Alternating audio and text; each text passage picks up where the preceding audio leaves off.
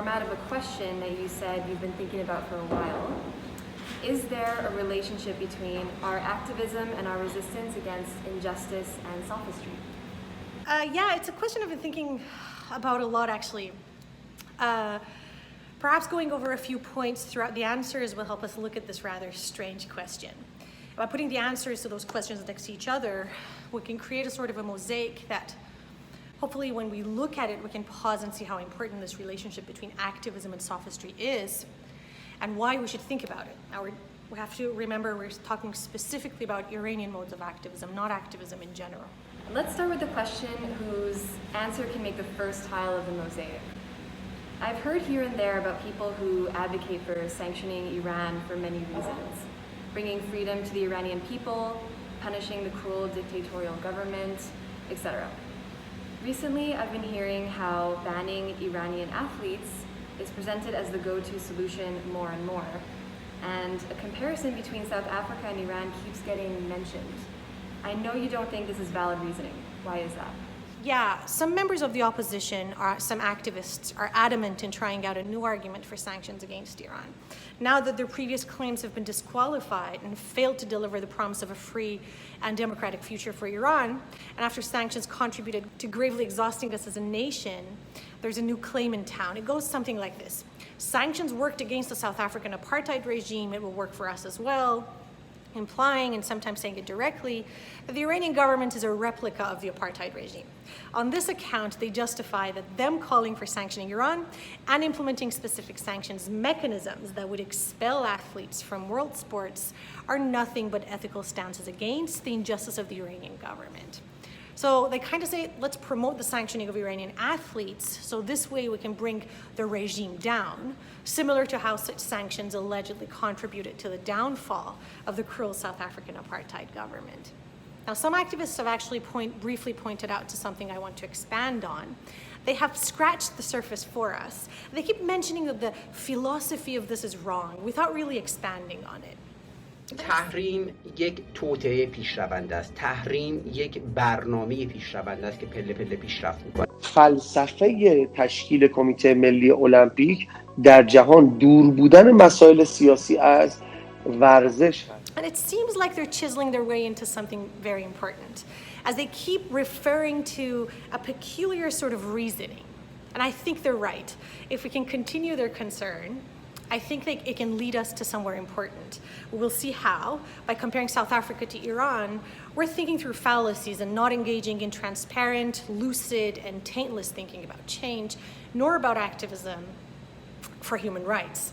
Now, I have been cautioning against fallacies for a long time and in many different ways. But here, I'll try to expand on how exactly we are in the zone of peculiar, and I would say dark reasoning about change. Keep the word dark in mind. It's crucial. By the end of my points, you'll kind of see, and you'll probably see why. Why do you say it's a fallacy, and why do you claim that we're in the zone of peculiar and dark reasoning? Especially when those advocating for it say they're doing it for the sake of liberty for Iran and the Iranians from the regime. Because this whole South Africa and Iran comparison is premised on the fallacy of false equivalency or faulty comparison. False equivalency is a logical fallacy in which an equivalence is drawn between two subjects based on flawed or false reasoning. Now, I've written about fallacies here and there again, but this is such a common fallacy that it keeps surfacing here and there. And this is how the fallacy operates. Two entities that almost fundamentally contrast each other are placed in comparison with one another and are presented in a logical, imaginary comparison as if they're actually and in reality comparable. Now, in the case of apartheid arguments for sanctions, we can see this fallacy hard at work. See, these two governments are fundamentally different in one way, yet the proponents of sanctions tend to hide this one difference. And why? Because if this difference is mentioned, then you can spot the faulty comparison, and the whole sanctioning idea will be disqualified and deemed devoid of legitimacy from the get-go. And the moment you hear it, you'll say comparing these two is like comparing night and day. What is this fundamental difference? I'll tell you. But I need to, with the risk of sounding constantly repetitive, simplify a complex history in order to show it. You see, apartheid does not only mean hierarchy. Here, hierarchy of races like whites, Asians, colored, and blacks. It also means apart. It has a sense of separatedness, this word. But we're not talking about ordinary separation either, like say the separation of genders in a stadium or on a bus. Nor do we just mean a racial separation. We're also not talking about two groups, races, or ethnicities residing next to each other historically in a land, nor even about some neighboring nations that used to be or still are enemies. We're talking about two people from two geographies that were very far from one another, usually with two very distinct colors or distinct ethnic backgrounds. Two very different people, one of which came from a faraway continent, snatched the land and resources of the original inhabitants, and then barred the landowners from accessing and using those very lands. When we're talking about apartheid, we're talking about the governing body being made up of people that have literally come from another faraway geography, here from a white geography, Europe. That's why they're white and not black. Now, in this form of governance, apartheid, the governing people came from a different continent, committed crimes against the original inhabitants, took their lands, denied or restricted them from moving freely on their own land, right? This is not just about separatedness of the ruling people from the land, or from the ruled. The key point in the apartheid form of government is that the governing body is not just made from the elites of the society, nor a religious sector or the militia. In other words, the rulers are not from the people of the land.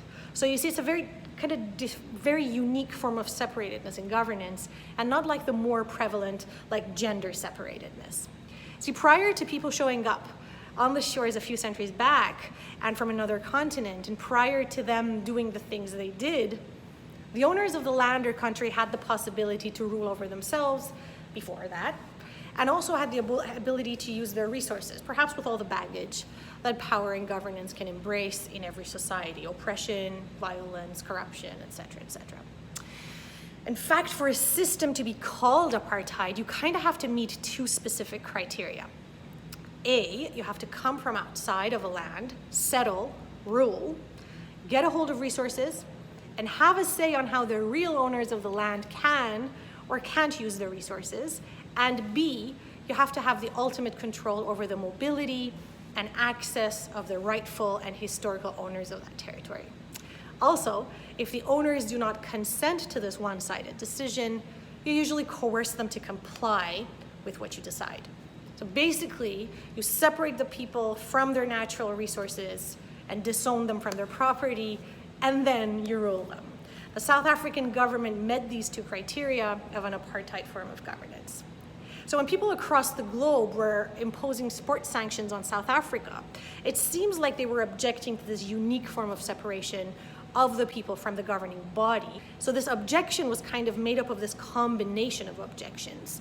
Objections to the actions of the people who came from another land, to the one-sided decisions to settle and stay in a land that was not theirs, the imposition of mobility restrictions on the real owners of the geography, to the one-sided control over their resources, to the segregation of blacks from the white community, which actually ended up making them impoverished, and to the fact that the ruling white people in the apartheid government banned the participation of the athletes from the historical owners of the land in the Olympics. They were, I would kind of like to assume, objecting to the fact that the ruling white people who came from afar and settled in lands they arbitrarily decided to make their own did not allow the historical owners to participate in a global sports championship. Now, I would like to think, and I think I might be right, that they were majorly objecting to this exceptional, irreconcilable, and co-extending separatedness that was identified as apartheid. See, power, governance, and access to resources belonged to the folks who originally were non-owners and showed up at the shores, while poverty and lack of access to resources and not having the right to self-governance belonged to those who were originally the owners. I kind of would like to think that people were objecting to the fact that the world was okay with this unique form of oppression that was being presented as a form of governance. Now, none of these criteria or this unique separatedness of ruling people from afar and ruled native folks apply to Iran, whose government body is, whether we like it or whether we like to admit it or not, made up of our own native people. So even though we're dealing with severe human rights abuses, police brutality, corruption, authoritarianism, troubling electoral procedures that do not allow for fair and democratic elections, and then some, the Iranian form of government does not qualify as being labeled as apartheid. See, comparing Iran and South Africa, we're not looking at two governments with shared traits. Instead, we're allowing our thoughts to be governed by faulty comparisons. Two entities that almost fundamentally contrast each other, that are placed in comparison with one another, and are presented in a logical, imaginary comparison as if they're actually and in reality comparable, while these two forms of governance are as different as night and day. There are other points too. Advocates of this comparison say that both governments have a history of human rights abuses and development of nuclear programs. They continue to draw parallels between the Iranian government and the South African apartheid government by mentioning how both governments engaged in attempts to have nuclear bombs and both had a record of human rights abuses. They thus draw the conclusion that they're therefore basically similar to each other, and so sanctioning Iranian government and Iranian athletes will eventually work on Iran just like it worked on South Africa. What do you say to them? So let me go back a few decades to shed light on why this is a twisted comparison along the lines of faulty comparison. It is interesting to note that the nuclear program of the South African apartheid government was allegedly supported by another government whose folks, like South Africa, came from afar and settled and displaced native people. So their governments actually both met the criteria of being apartheid.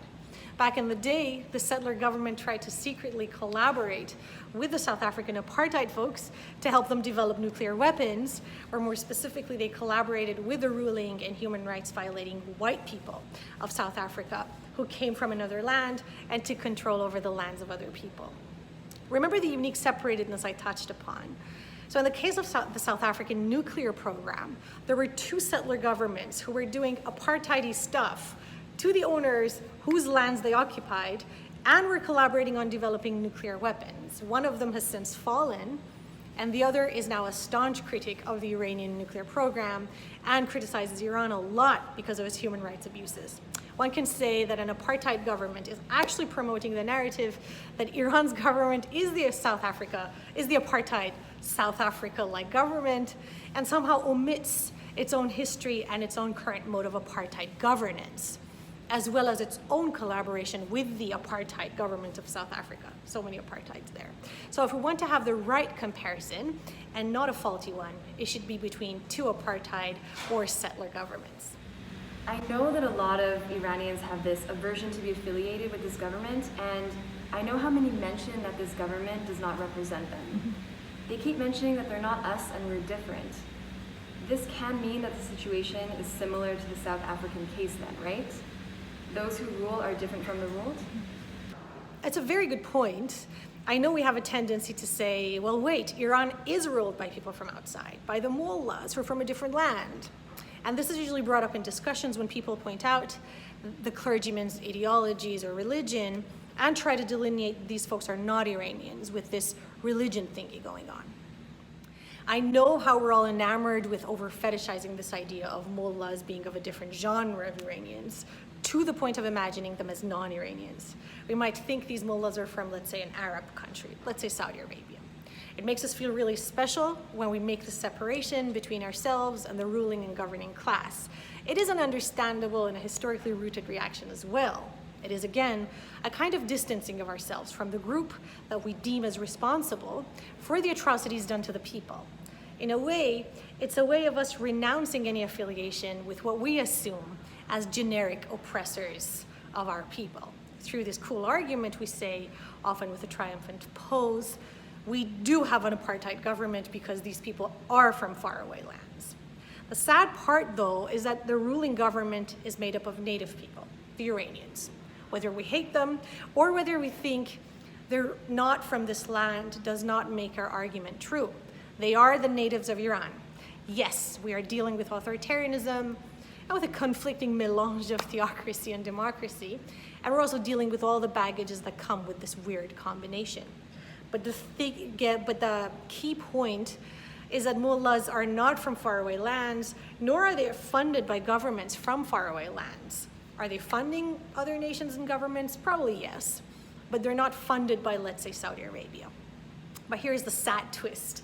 The people who are conducting, promoting, and expanding this idea of sanctioning Iran based on South Africa's model are actually those whose funds might come from other countries, such as Saudi Arabia, or whose rhetoric might be promoted by such countries. Now, you might ask me, why is this a sad twist? Because what they want is, understandably, when they promote and when they sponsor a narrative, what they want is understandably what is in their interest, and not necessarily in the interest of us Iranians. Also, those Iranians who say, we have to take the country back from the mullahs and give it to its people, can actually be hiding the fact that their funding and sponsorship comes from other countries with other people, from governments far away from the land of Iran, a land whose people they're claiming they want to liberate from their native leaders. Or very important, they might be unaware that these narratives are false or problematic. Now, it's not necessarily an evil position, more like a benevolent ignorance, yet posed as this cool position that I am beyond the mullah government. But we saw that this argument loses its coolness in the context of faulty comparison of apartheid and becomes a symbol of our ignorance more than anything else, because the argument of mullahs not being us is not true. Now, not only this is premised on a faulty comparison, as we saw, but there are also other blind spots that escape our attention, especially the financial dimensions of faulty comparisons, the financial sponsors of these faulty logics, I might say. These are the blind spots that we don't get to see often because we're understandably so frustrated with the government of the mullahs. Now, these financial blind spots are the second reason why I mentioned earlier that we're in the zone of dark reasoning. The people from faraway lands fund or promote an account of Iranian dissidents who hide behind a false equivalency of the government of Iran being in apartheid. See, this argument is not just uncool, nor just faulty. It's morally dark. So, when some people say, sanction Iran till freedom is returned to that country, do you think the return of freedom by means of sanctioning is a myth? Not only a myth. I have debunked other myths of sanctions in a separate discussion.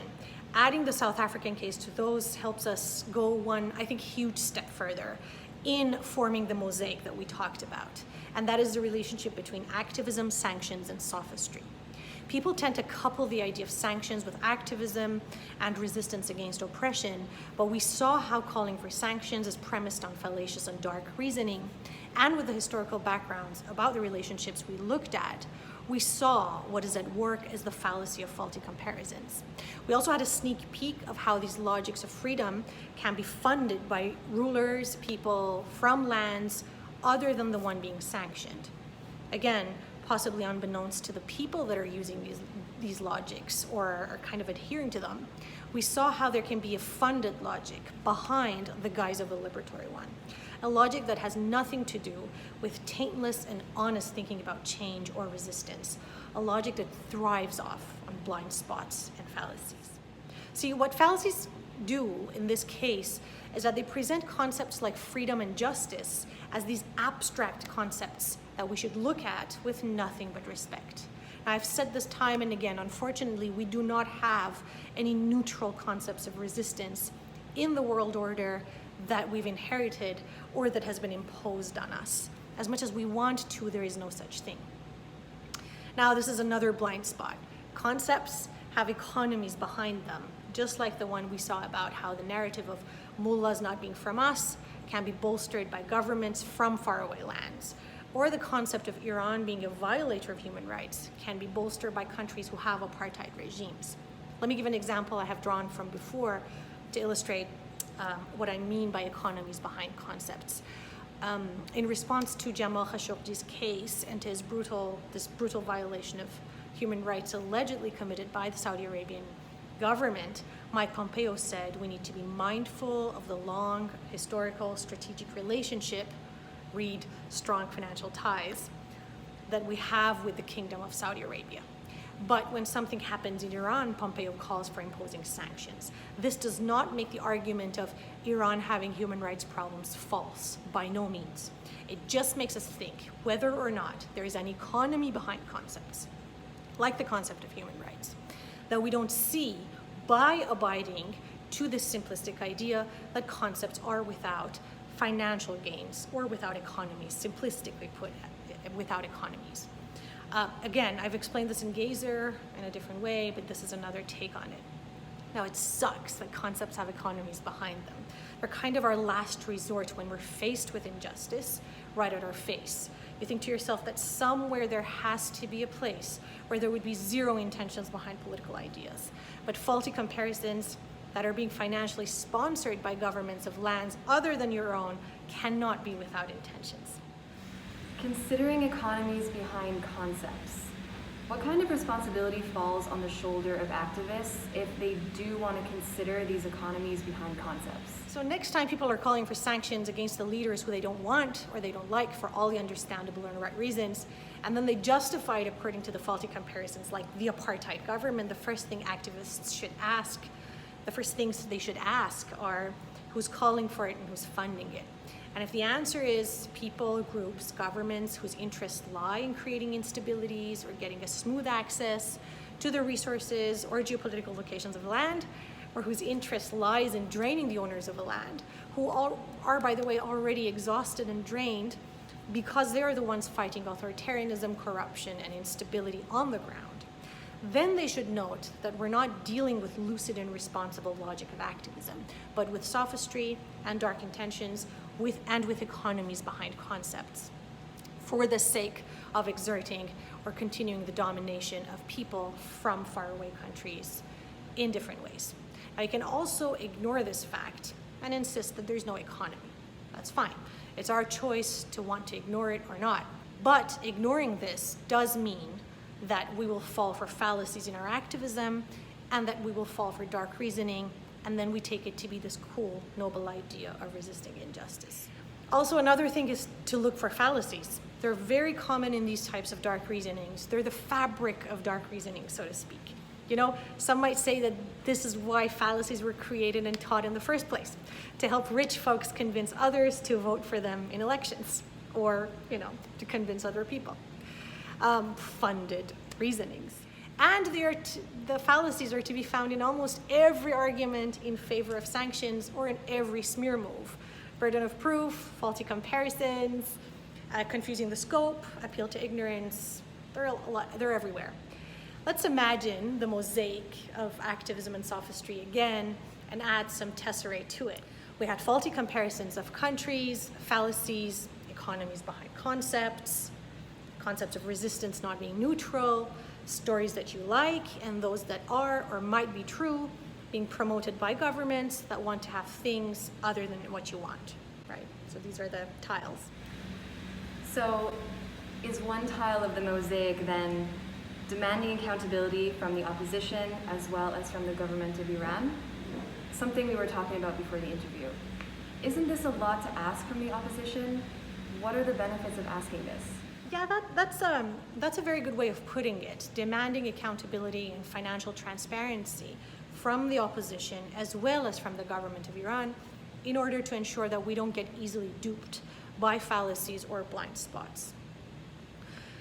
We need to inquire about their financial sources or their connections to questionable organizations from countries afar, and if need be, audit their morally dark or unexamined reasoning. After all, these folks are presenting themselves as the alternative ideal governing entities. They need to be held responsible for their connections to lands other than and far away from Iran, a land whose previous leaders fought hard to make sure its sovereignty would be kept intact, especially by expelling people who settled in from other continents, those who were planning to stay. You know, 4 years have passed and another round of sanctions has drained us and has not led to regime change, nor has it brought us any closer to a transition to our ideal forms of governance.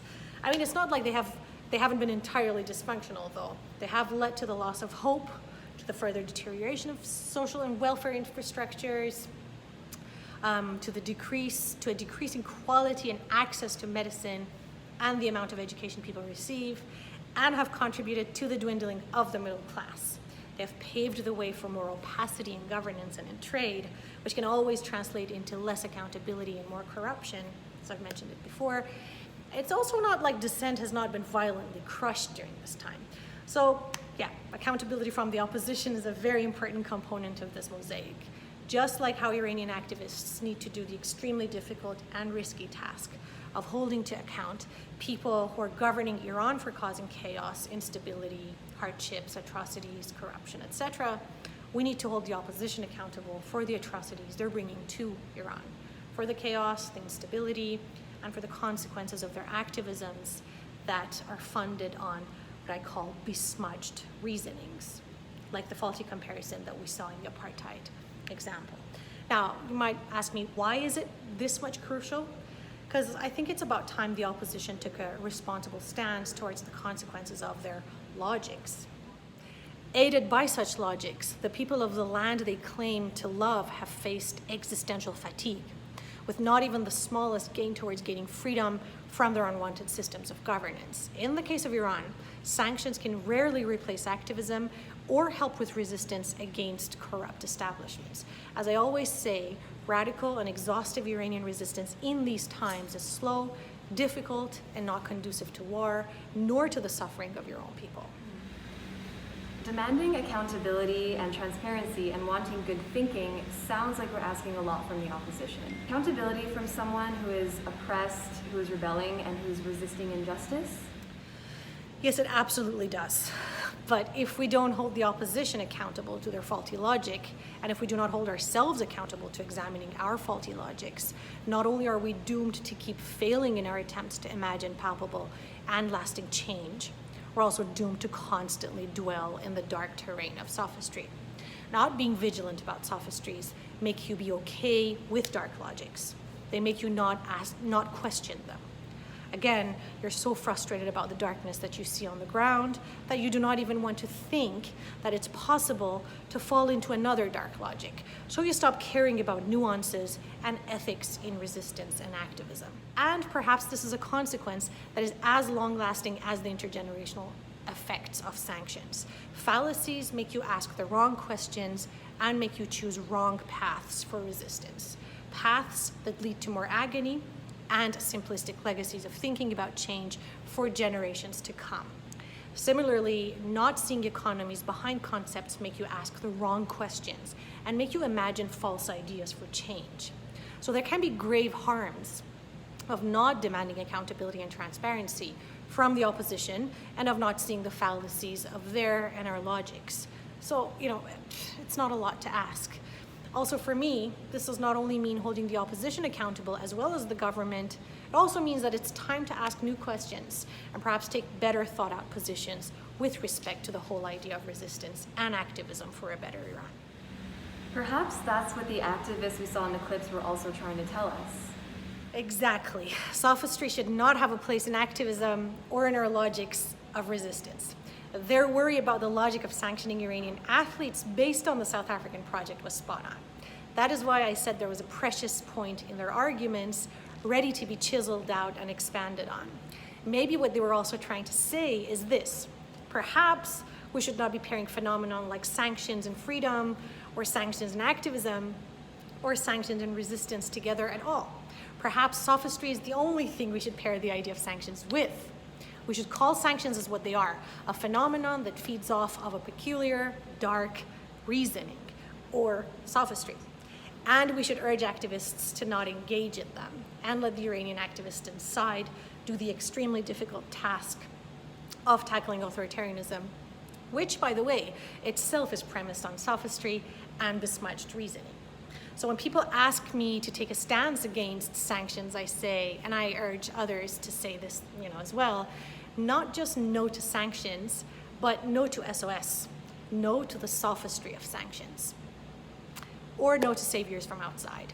Either one of these no to SOSs works and helps with a good, nuanced, and ethical activism on the ground. The mosaic that helps us see the relationship of a few things in a new light. The relationship between sophistry, sanctions, activism, economy of concepts, and Iranian resistance. Thank you, Nassim.